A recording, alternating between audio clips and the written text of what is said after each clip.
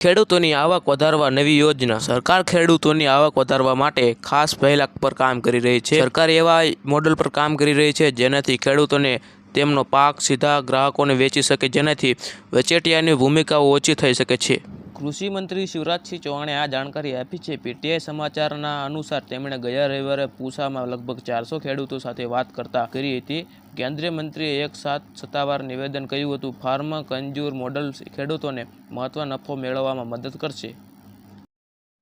શું ક્યારેય પાક ધિરાણ મંડળી માફ થશે? ત્યારે હાલમાં માર્ચ મહિનો ચાલી રહ્યો છે અને આ મહિનામાં નવા જૂની મંડળીમાં પ્રક્રિયા ચાલુ હોય છે। ત્યારે ખેડૂતોને ઝીરો વ્યાજ મંડળીમાં આપવામાં આવે છે, એટલે આ વ્યાજ સરકાર ભરે છે। તો શું આ સ્થિતિમાં દરમિયાન ગુજરાત અમુક ખેડૂતોનું દેવું સરકારે માફ કરવું જોઈએ કે નહીં? નીચે કોમેન્ટ કરીને જણાવી દીજો।